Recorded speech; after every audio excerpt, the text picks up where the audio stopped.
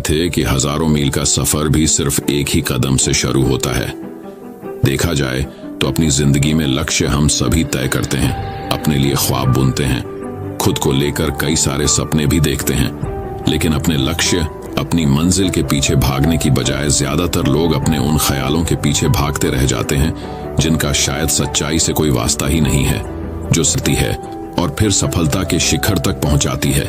गुरु ने शिष्य का पूरा प्रश्न बड़े ध्यान से सुना और फिर हाथ के इशारे से उसे बैठने का आदेश देते हुए अपने सभी चीजों से कहा, जीवन में सफल होने के लिए सिर्फ जोश और इच्छा शक्ति का होना ही आवश्यक नहीं है, क्योंकि ये दोनों चीजें सिर्फ हमें प्रेरित करके हमसे काम की शुरुआत करवा सकती है, लेकिन पूरे जोश और उत्साह के साथ लंबे समय तक अपने लक्ष्य पर टिके रहने और दूर के बड़े लक्ष्यों को हासिल करने के लिए हमें उन आदतों को अपनी रोजमर्रा के जीवन का हिस्सा बनाना पड़ेगा जो व्यक्ति को सफलता के लिए तैयार करती है और उसे सफल बनाती है। तो आज मैं आपको 10 ऐसी आसान आदतों के बारे में बताऊंगा जिनको अगर आपने अपने जीवन का हिस्सा बना लिया तो चलिए जानते हैं उन आदतों के बारे में। गौतम बुद्ध की कहानियों के माध्यम से 10 आसान आदतें जो 21 दिन में आपको एक नया और बुद्धिमान इंसान बना देंगी। दोस्तों, कहानी शुरू करने से पहले कमेंट में नमो बुद्धाय लिखकर वीडियो को लाइक जरूर करें। तो चलिए शुरू करते हैं इस कहानी को। एक गुरु अपने शिष्यों को प्रवचन दे रहे थे। वो बोल रहे सिर्फ उनके दिमाग की एक उपज है। इन सभी गैर जरूरी ख्यालों के पीछे भागते हुए वह इस बात का अंदाजा लगाने की कोशिश भी नहीं करते कि वो ख्याल सकारात्मक है या नकारात्मक सच है, या उनके दिमाग की सिर्फ एक उपज है, या वह किसी और से प्रभावित है, उसका सच्चाई से कोई संबंध है भी या नहीं। और शिष्यों, इसीलिए ज्यादातर लोग अपनी मंजिल तक नहीं पहुंच पाते और जीवन भर असफल रह जाते हैं।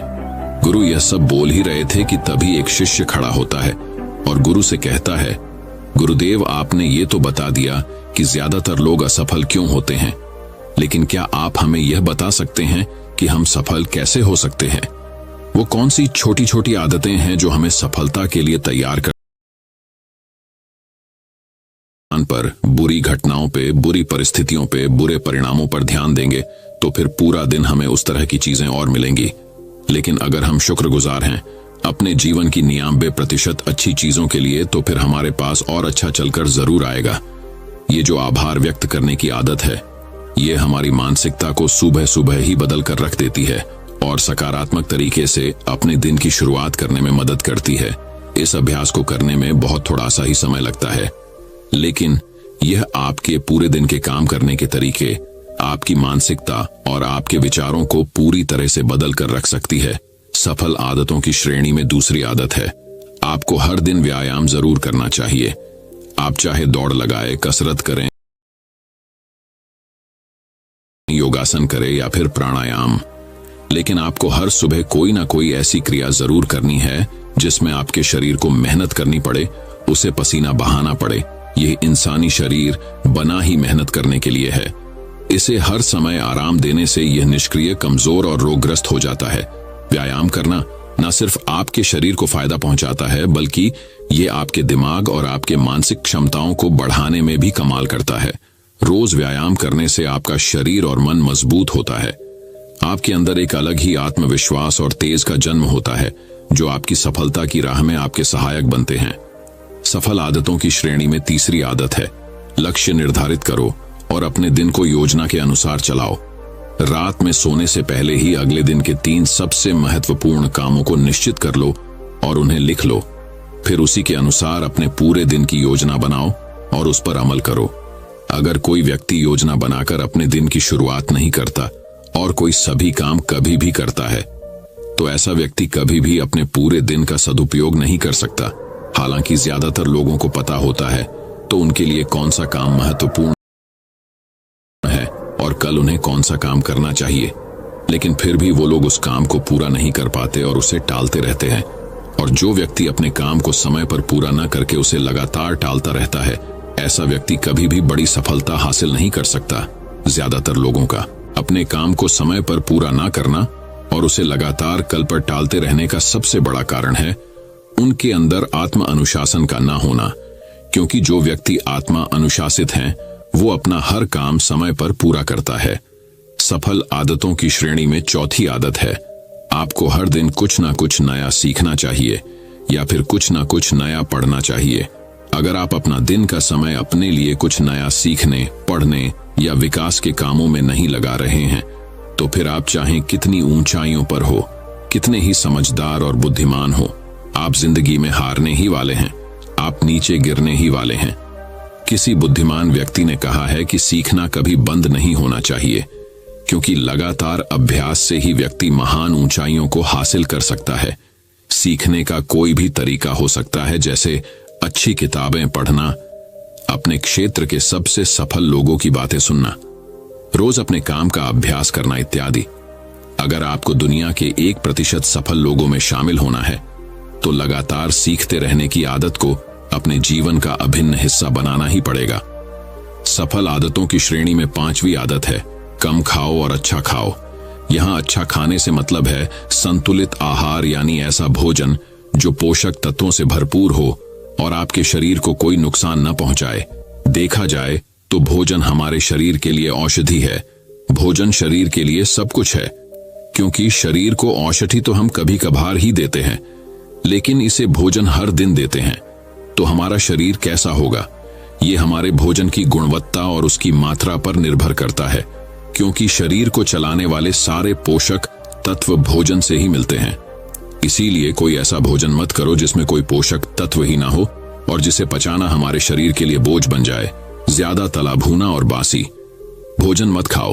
3 सफेद झरों से जितना हो सके उतनी दूरी बना लो। पहला सफेद जहर है चीनी, दूसरा सफेद जहर है नमक और तीसरा सफेद जहर है मैदा। चीनी और मैदा से तो हमारे शरीर को कोई भी पोषक तत्व नहीं मिलता और इन्हें पचाना भी शरीर के लिए बहुत मुश्किल होता है। इसलिए इनका सेवन कम से कम करो। भोजन मन भरने के लिए नहीं, पेट भरने के लिए करो। जब भूख लगी तभी भोजन करो और हमेशा अपनी भूख से थोड़ा सा कम खाओ। रात में जितना जल्दी हो सके उतना जल्दी भोजन करने का प्रयास करो।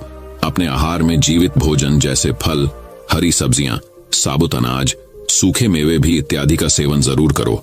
सुबह उठते ही खाली पेट पानी पियो। भोजन करने से पहले पानी पियो, लेकिन भोजन करने के तुरंत बाद पानी कभी मत पियो। भोजन हमेशा शांतचित और प्रसन्न मन के साथ करो और भोजन ग्रहण करते समय उसका पूरा आनंद लो। हम जैसा अपने शरीर को भोजन देते हैं, यह उसी के अनुसार काम करने लगता है। इसीलिए अपने भोजन और उसकी गुणवत्ता का ध्यान रखो। सफल आदतों की श्रेणी में 6ठी आदत है, उनके साथ हर दिन थोड़ा सा समय बिताओ जो आपसे सच्चा प्रेम करते हैं, आपकी परवाह करते हैं, जैसे आपके माता पिता, भाई बहन या फिर आपके सच्चे मित्र। ये एक आदत आपके परिवार में खुशी और शांति लाती है। परिवारजनों के बीच प्रेम और एकता बढ़ती है, जिससे आप ज्यादा खुश और शांत रहने लगते हैं। पारिवारिक तनाव कम होने की वजह से अपने जरूरी कामों पर ज्यादा ध्यान दे पाते हैं और ज्यादा अच्छे परिणाम हासिल कर पाते हैं। सफल आदतों की श्रेणी में 7वीं आदत है, हर दिन थोड़ा सा समय खुद के लिए भी निकाले और इस थोड़े से समय में आपके साथ कोई और नहीं होना चाहिए। ये आपका अपना समय है जिसमें आप अकेले एकांत में रहेंगे, खुद के बारे में चिंतन करेंगे, खुद की अच्छाइयों और बुराइयों के बारे में विचार करेंगे, अपने भविष्य के बारे में सोचेंगे, अपने काम के बारे में सोचेंगे, अपने भीतर उतरने का प्रयास करेंगे। इन एकांत के पलों का उपयोग आप खुद को और भी बेहतर तरीके से जानने और समझने में करेंगे। इस समय आप खुद की कमियों के बारे में विचार करेंगे और उन्हें कैसे ठीक कर सकते हैं, इस पर मंथन करेंगे। सफल आदतों की सूची में 8वीं आदत है, समय का सही प्रबंधन करना, उसका सही उपयोग करना। जिंदगी दिनों, महीनों और सालों में गिनी जाती है, तो जिसने अपना दिन संभालना सीख लिया उसका महीना संभल जाएगा और जिसने अपने महीने संभालने सीख लिए उसके साल संभल जाएंगे और जिसके साल संभल गए उसकी पूरी जिंदगी संभल जाएगी। इसीलिए अपने दिन को सही तरीके से संभालना सीख लो।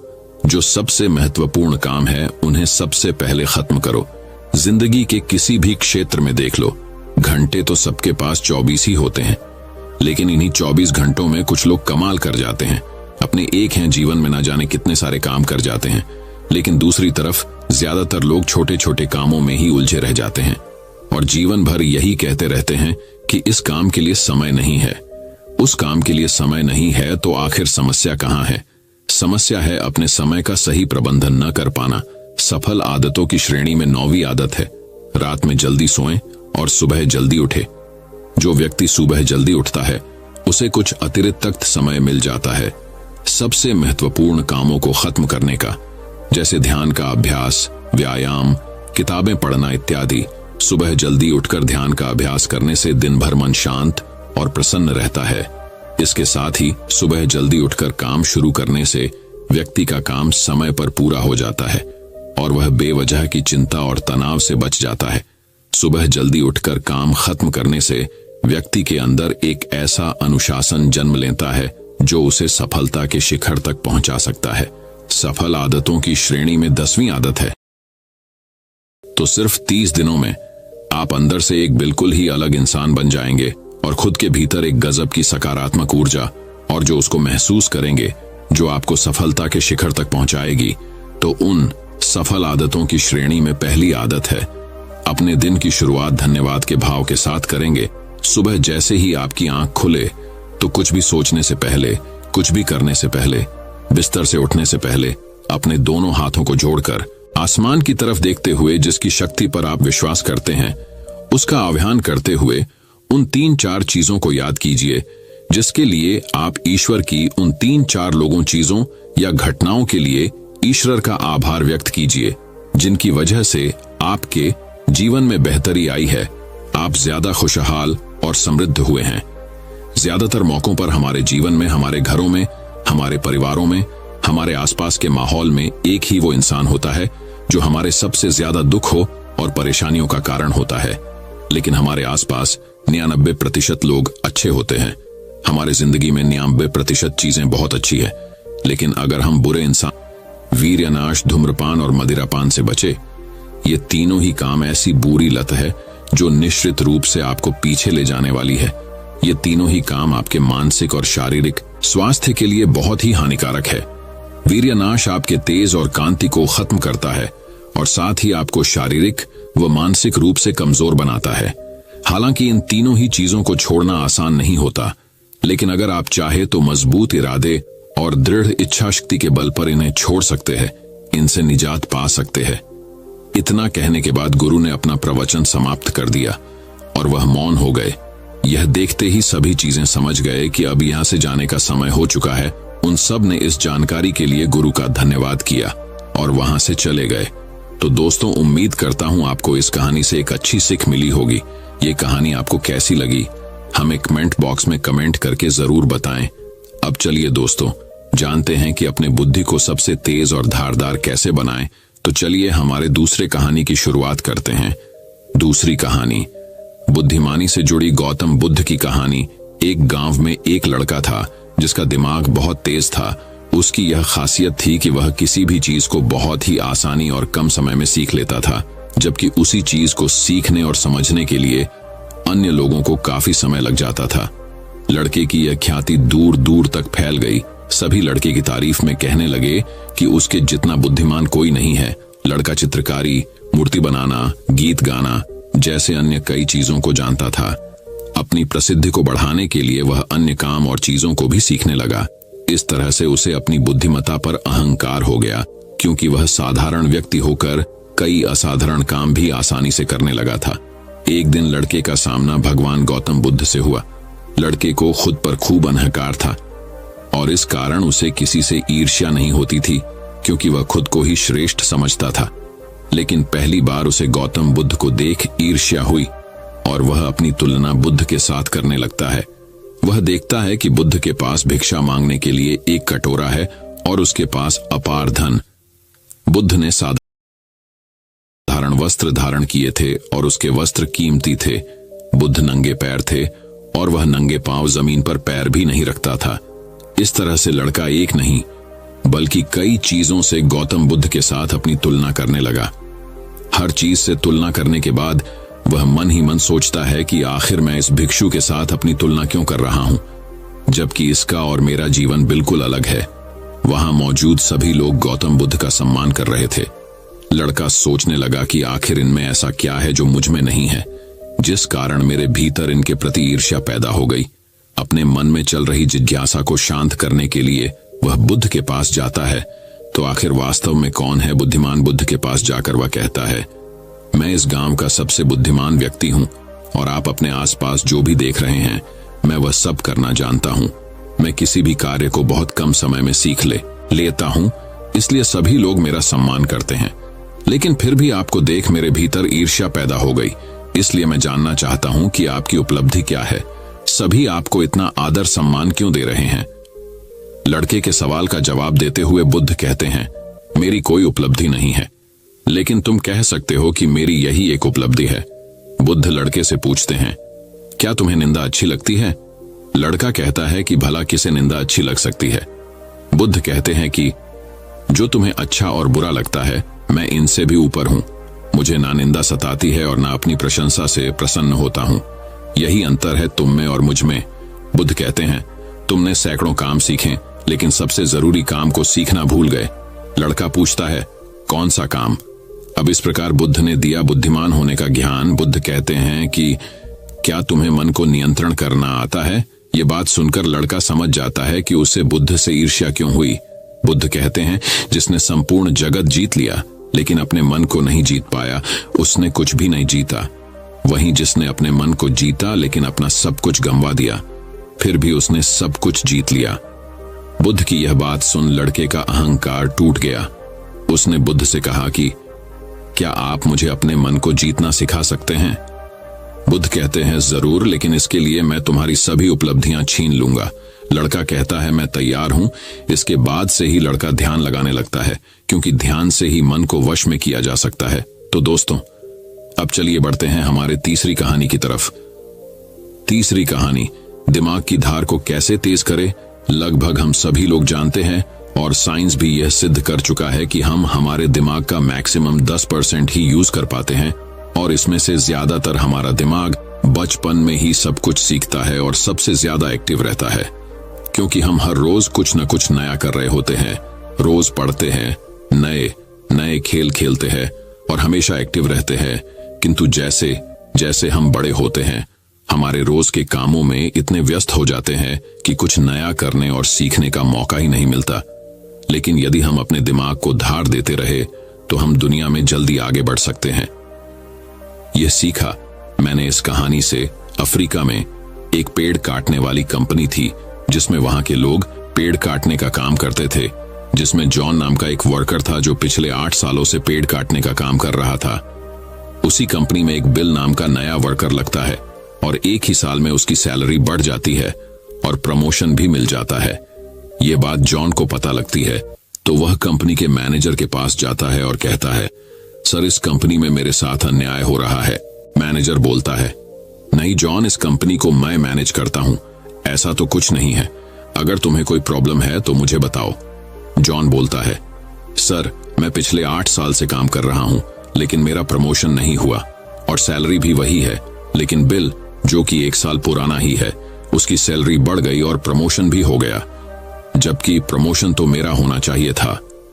इसके बाद मैनेजर बोलता है, देखो, तुम बहुत ईमानदार और मेहनती हो, मैं यह बात मानता हूं, लेकिन कंपनी के नियम के अनुसार जो ज्यादा पेड़ काटता है उसे ज्यादा सैलरी मिलती है और प्रमोशन भी जल्दी होता है।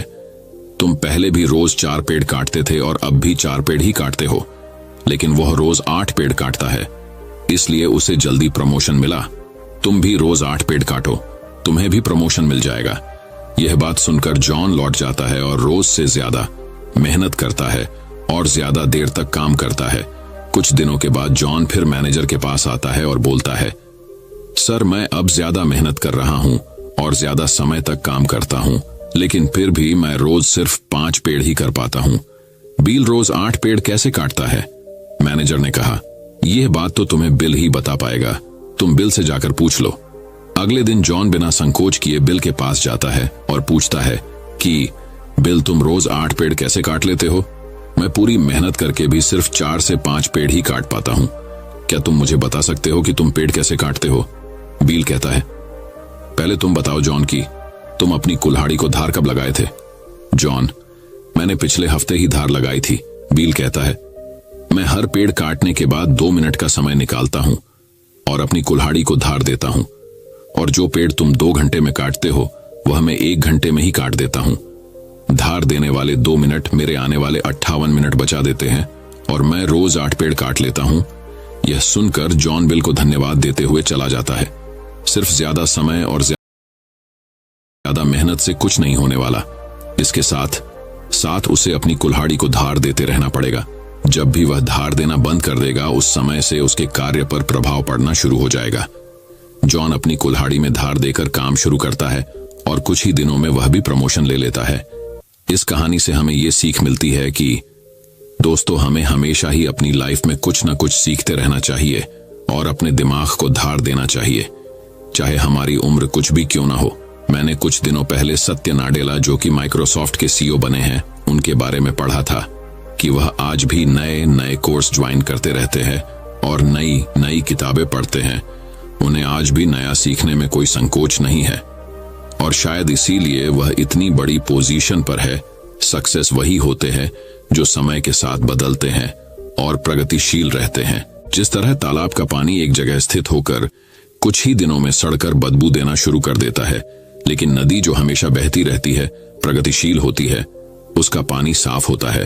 उसी तरह से जो लोग नई नई चीजें पढ़कर और सीखकर अपने दिमाग को धार देते हैं, वही दुनिया में आगे बढ़ते हैं। तो दोस्तों, चलिए बढ़ते हैं हमारे चौथी कहानी की तरफ। चौथी कहानी, दोस्तों, बहुत समय पहले की बात है का चंदनपुर नाम का एक राज्य हुआ करता था। चंदनपुर का राजा बड़ा ही दानी और प्रतापी था। उसके राज्य में सब खुशहाल थे, पर राजा एक बात को लेकर बहुत चिंतित रहा करता था कि धर्म व दर्शन पर लोगों के विचारों में सहमति क्यों नहीं बनती। एक बार राजा विभिन्न धर्मों के उपदेशकों को आमंत्रित किया और एक विशाल कक्ष में सभी को एक साथ रहने का प्रबंध करते हुए कहा, अब अगले कुछ दिनों तक सब एक साथ रहेंगे और आपस में विभिन्न धर्मों और दर्शनों पर विचार विमर्श करेंगे, और जब सभी के विचार एक मत हो जाएंगे तो मैं आपको ढेरों उपहार देकर यहां से विदा करूंगा। और ऐसा कहते हुए राजा वहां से चला गया। कक्ष में घोर विचार विमर्श हुआ।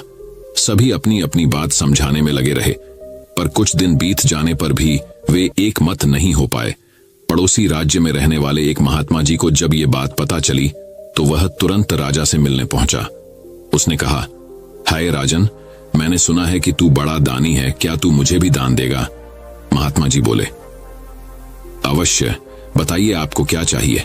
राजा बोला, महात्मा जी, मुझे तेरे अनाज के गोदाम से कुछ अनाज चाहिए। राजा, जी बिल्कुल, आप मेरे साथ आइए। राजा उन्हें गोदाम तक ले गया। वहां पहुंचते ही महात्मा जी बोले, अरे ये क्या राजन, तुम्हारे गोदाम में तो तरह तरह के अनाज रखे हैं, तुम इन सब की जगह कोई एक ही अनाज ही क्यों नहीं रखते? राजा को यह सुन थोड़ा अचरज हुआ और वह बोला, यह कैसे संभव है? अगर मैं गेहूं, चावल, दाल इत्यादि की जगह बस एक अनाज ही रखूंगा तो हम अलग अलग स्वाद और पोषण के भोजन कैसे कर पाएंगे? और जब प्रकृति ने हमें इतने ढेर सारे अन्न दिए हैं तो बस किसी एक अन्न का ही प्रयोग करना कहां की बुद्धिमानी है?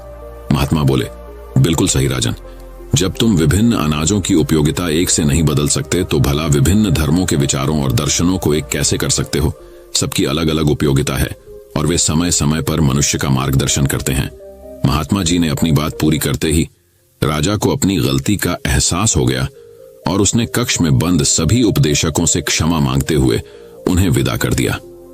दोस्तों, यदि पूरी मानव जाति बिल्कुल एक जैसा ही सोचती तो हम कभी इतनी प्रगति नहीं कर पाते। हमारे विचार ही हमें दूसरों से अलग बनाते हैं। अगर कभी आपका विचार औरों से मेल ना खाए तो इसमें घबराने की जरूरत नहीं, बल्कि यह देखने की जरूरत है कि पूरी पिक्चर में आपका विचार कहां फिट हो सकता है। और दूसरी तरफ यदि किसी और का विचार अब से मेल ना खाए तो उस पर नाराज होने की बजाय ये समझने का प्रयास करना चाहिए कि उसकी सोच का कहां और कैसे यूज किया जा सकता है। तो अब दोस्तों, चलिए बढ़ते हैं हमारे 5वें कहानी की तरफ। 5वीं कहानी, एक बार की बात है, एक व्यापारी व्यापार करने के लिए विदेश गया हुआ था। वहां उसका कारोबार बहुत अच्छा चल रहा था। वह धन कमाने में इतना व्यस्त हो गया था कि उसे समय का भान ही न रहा। आखिर उसने एक दिन अपने घर लौटने का फैसला कर ही डाला और कमाया हुआ बहुत सारा धन लेकर घर के लिए चल पड़ा। जब घर पहुंचा तो रात हो चुकी थी। घर का मुख्य द्वार बंद था, लेकिन एक शयनकक्ष की खिड़की से रोशनी बाहर आ रही थी। उसने खिड़की में से अंदर झांक कर देखा उसने जो देखा सहसा उसे विश्वास ही नहीं हुआ। उसे अपने पैरों के नीचे से जमीन खिसकती हुई प्रतीत होने लगी। उसने देखा कि शयन कक्ष में उसकी पत्नी के पास एक युवक भी लेटा हुआ है। ऐसी स्थिति में उसका अपनी पत्नी के चरित्र पर संदेह होना अस्वाभाविक नहीं था। व्यापारी ने विचार किया कि ऐसे घर में रहने का क्या औचित्य हो सकता है जहां ऐसी स्त्री हो। उसने फौरन निर्णय लिया कि पत्नी ने दरवाजा खोलने से पहले काफी पूछताछ की, और जब वह पूरी तरह से आश्वस्त हो गई कि दरवाजा खटखटाने वाला उसका पति ही है, तो उसने शीघ्रता से दरवाजा खोल दिया। पति को देखकर पत्नी की प्रसन्नता की सीमा न रही। उसने फौरन युवक को भी जगाया और पति से कहा कि ये आपका पुत्र है, जो अब पूरे 20 वर्ष का हो गया है। 18 वर्ष पहले जब आप विदेश गए थे तो ये 2 साल का था। भावातिरेक में पिता की आंखों से आंसू बहने लगे। उसने पुत्र को हृदय से लगाकर प्यार किया। अब व्यापारी का संदेह खत्म हो चुका। दोस्तों में एक श्लोक के सार्थक संदेश ने न केवल उसे पुत्र हत्या होने के पाप से बचा लिया, अपितु उसकी गृहस्थी भी उजड़ने से बच गई। विमर्शकारिता अर्थात सोच समझकर कार्य करना व क्षिप्रकारिता अर्थात जल्दबाजी न करना महान गुण है। जीवन में भ्रतनी और उसके पास लेटे युवक को मारकर चुपचाप वापस निकल जाऊंगा और अलग घर बसाने का प्रयास करूंगा। तभी उसकी नजर शयन कक्ष की दीवार पड़ी जहां एक श्लोक लिखा था। उसने उस श्लोक को पढ़ा। श्लोक में लिखा था, सहसा विदधीत न क्रियाम विवेक परमापदाम पदम वृणुते ही विमृश्य कारणम गुण लुब्ध स्वयमेव संपद। अर्थात किसी कार्य को बिना विचारे एकाएक नहीं करना चाहिए, क्योंकि सोच विचार न करना बड़ी विपत्तियों का कारण है। जितनी भी प्रकार की संपत्तियां हैं, सोच समझकर कार्य करने वाले व्यक्तियों के गुणों से आकर्षित होकर स्वयं ही उसके पास आ जाती हैं, उसे समृद्ध कर देती हैं। यह पढ़ते ही व्यापारी ने अपना निर्णय बदल दिया और घर का दरवाजा खटखटाया। अपने परिवार, दोस्तों या आपके करीबी इंसान के साथ ये कहानी शेयर करके उन्हें भी इस ज्ञान से परिचित करवाए। बाकी अगर आपको यह वीडियो दिल से अच्छी लगी हो तभी इस वीडियो को लाइक कर देना, और आपने अब तक इस चैनल को सब्सक्राइब न किया हो तो चैनल को सब्सक्राइब भी जरूर कर देना। आपका हर दिन शुभ हो और खुशियों से आपका जीवन भरा रहे। धन्यवाद। नमो बुद्धाय। भ्रांतियां अथवा समस्याएं उत्पन्न होना स्वाभाविक है। जब अचानक कोई भ्रांति उत्पन्न हो जाए अथवा समस्या आ खड़ी होती है तो हम घबरा जाते हैं और फौरन प्रतिक्रिया करते हैं। इससे कई बार समस्या सुधरने की बजाय और बिगड़ जाती है। अतः हमें कभी भी बिना पर्याप्त विमर्श किए कोई कार्य नहीं करना चाहिए। कहा गया है कि जल्दी का काम शैतान का होता है। जिस प्रकार से रोग का उपचार करने के लिए उसका सही निदान अनिवार्य है, उसी तरह से कोई समस्या हो अथवा भ्रांति को दूर करने के लिए भी पर्याप्त विचार विमर्श करना अत्यंत आवश्यक है। दोस्तों, मैं उम्मीद करता हूं कि यह कहानी सुनने से आपके जीवन में अच्छे बदलाव आए होंगे। आपको इस वीडियो से क्या सीखने मिला, ये कमेंट करके जरूर बताएं। और अगर इस पे भरोसा करते हो ना तो किसी से भी टक्कर ले सकते हो।